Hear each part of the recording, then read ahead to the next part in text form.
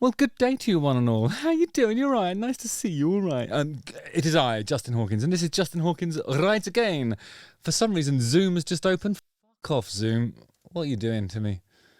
Get out of my fucking face. All right. Okay, so I'm going to be reviewing a song that was suggested to me by one of my subscribers, which proves that I do read them. KJBRA Cabrazdas said, you should check out Ben Kaplan. I think you'd enjoy his sound. Well, I'll be the judge of that. And immediately after I've done the theme tune, I will pass such a judgment. Justin Hawkins rides again. All right. I'll let that ring out for a minute. That sounds really, really acoustic guitar-y. Oh, good. Once upon a time, I reviewed something and I said, I was reviewing a video and I said the video is really video-y. We can't argue with that. So anyway, Ben Kaplan is a Canadian singer-songwriter whose voice has been described as being like the rock-gargling croaks of Tom Waits and James Hetfield mingled and matured in an Oloroso cask. And Oloroso, obviously, is a type of sherry. Not the type that I used to drink on the beach under the pier in Lowestoft. That came in a box that was made out of probably some sort of vulcanized cardboard. It definitely wasn't Oloroso. It wasn't cask sherry. It was more like cardboard box sherry. Anyway, he's a multi-instrumentalist who often performs with his band, the Casual Smokers. His latest single, The Flood, is taken from his new album of the same name, which comes out on the 30th of May. Writing under the video for the song on this here YouTube, Ryan Peacock, 9004, not to be confused with the other 9003 Ryan Peacocks, said that sometimes something isn't your genre, but you still have to admire the genuine beauty of it. It's perfect. That's a lovely comment to make, and I think I agree with that. You know, sometimes there are things that are just so brilliant, they transcend the parameters of what you would normally enjoy listening to, I suppose. Boarhide Gaming writes, man, there's great songs and there's great music videos. Then there's songs with great music videos. And then there's those few scarce examples of when the two become one perfectly coherent, beautiful piece of art. This is incredible. When two become one. I sang that song at my brother's wedding after telling a long story about how he and I cemented our bond as he was going through testicular cancer, and that's why I sang When Two Become One, but with a puppet of his mutated testicle. Anyway, so I'm going to play the song. Let's do this. Again.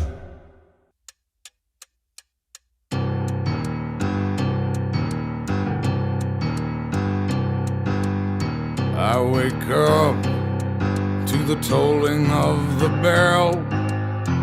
This is one of those easy listening songs that go, I'll wake up to the tolling of the bell. Why is he Jamaican? To the tolling of the bell. And then it'd be, bing! Some dickhead with a tubular bell thing. That's not what this is. This is classy. And I feel the water swell. The video so far reminds me of when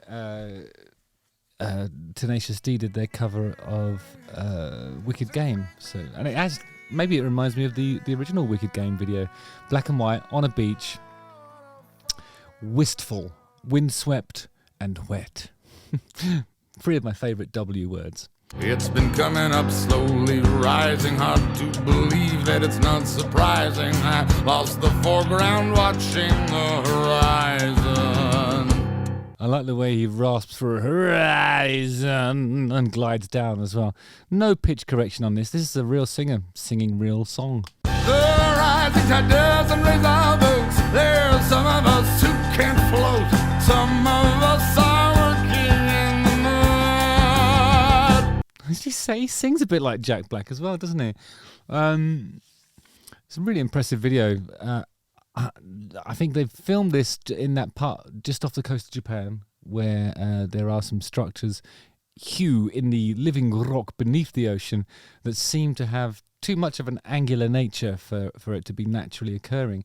I think Aliens built this, and then he's decided to use it as the set for his video shoot, which is, admirable, expensive, and requires a lot of breath holding. But look at the vital capacity on that, as I'm sure people on building sites yell as he walks past them, because he's got somewhat of a sizable chest. Not being innocent, don't make me guilty. You can't keep your hands clean when it's filthy. See the water dimmed with human blood. There's no justice drowning in the flood. Blood and flood, that's really nice. When I see that, I think of the floods of 53. I don't know if anybody else cares about this sort of stuff, but in 1953, I think there was a huge flood in East Anglia. 200 people died. I mean, I think that's a coastline that changes a lot anyway, and a lot of it's sort of reclaimed marshland, or it's, it's constantly evolving.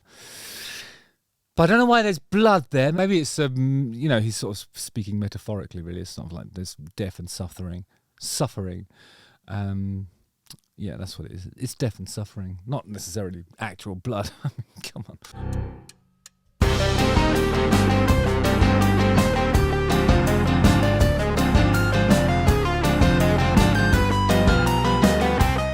That's an interesting synth patch they're using there. It sort of sounds a bit like electric guitar, and the way they're using it is a little bit like the sort of lead breakdown that Cardiacs have in Is This the Life? At the end of the guitar solo, it goes into something that sounds a bit like that, but is done on a guitar. So immediately, this is reminding me of Cardiacs, and I'm enjoying it. I wake up as the light begins to bend, and I watch the night descend after a dutiful. This is a really lo-fi recording. There's nothing on that drum set at all. I just heard a little, and it was just a little bit of room. Didn't feel like it'd been treated in any way at all. It sounds so real, this stuff, like proper, actual. It's like being in the room with them, I suppose, isn't it? Trickling riches and muffled screams. The center can't hold it. Gyres to the extremes. The rising tide doesn't raise our boats. There's some of us who can't float. Some of us are working in the mud. Not being innocent, don't make me guilty. You can't keep your hands clean when it's filthy. See the water dimmed with human blood. There's no justice drowning in the flood. Well, I've noticed actually in listening to this that there's a section of this song where there's a melody which bears a striking resemblance to something that I wrote for a frozen food manufacturer, an advertisement for said manufacturer, and it went like this. So, there on the shelf, good for your health. Who can believe what they can freeze? Spicy and nice with tons of rice. Great recipes, superb curries, baked by Bird's Eye. And then it went, feast from the east. And I didn't use it in the end, so there's absolutely no chance that Ben Kaplan could have pilfered that. Unless he happened to work for the advertising agency that I submitted that demonstration cassette to. I don't think they used it because whilst it was brilliant and it had things like helicopter noises and all this stuff, I think that the melody that I was singing in the chorus was precisely the same as the guitar part at the beginning of Survivor's Eye of the Tiger. So I think Survivor would have gone after Bird's Eye, and I'd have been sitting there going, hey, not my problem, you know what I mean? But anyway, I expect there'll be some comments now going, yeah, he can't help but make it about himself, can he? He's so narcissistic. Well, who the fuck do you think I'm going to talk about? It's called Justin on These Rides again. I'm not going to sit here talking about some other am I? Anyway, back to the analysis, I think.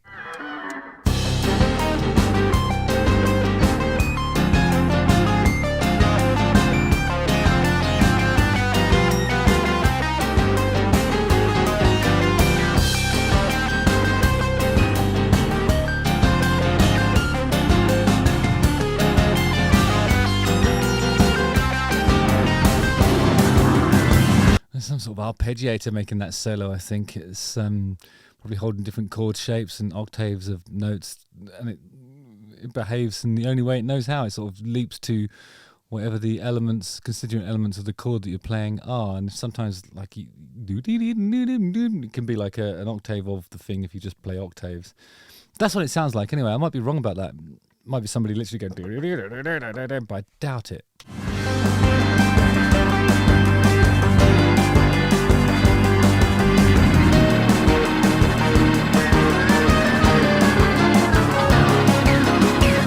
There's some really solid Hammond work on this as well, with a lovely Leslie that's swirling and giving you that sort of vibe of, you know, being underwater, I suppose.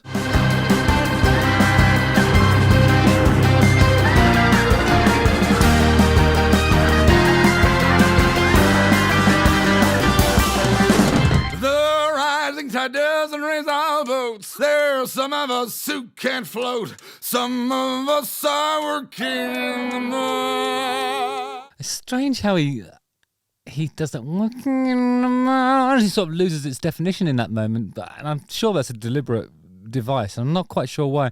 Maybe to sort of, you know, further enhance the sense that you're struggling, you know. But the rest of it is kind of like, you know, enunciated in a really clear way. And then you go, Not being innocent, don't make me guilty. You can't keep your hands clean when it's filthy. See the water dipped with human blood. There's no justice drowning in the flood. that is a great video. But there does seem to be a little bit more left over. So maybe this is like BTS stuff, floating around with his piano. Oh, that's lovely. Great stuff. Beautiful song. Simple. I think the only thing that's kind of like gives me pause for like, what is that? Was the arpeggiator, if that's what it was. It starts off sounding like a bit of sort of you know, progressive guitar playing, progressive rock guitar playing, and then ended up sounding like an arpeggiator. I loved it. What did you think, guys? Justin Hawkins rides again. I'm going to try that thing where you start off enunciating really clearly and then make it muddy. Justin Hawkins rides again. Don't forget to like, subscribe, hit the bell for notifications, watch one of these 2 videos and smash on whatever other buttons are there. Perhaps you could join the mailing list. I don't know. Come and see me play download with the darkness, and also doing this stuff the day before. And yeah, I suppose that's all I've got to say to you right now. Nice one, guys. See you on the ice. Again.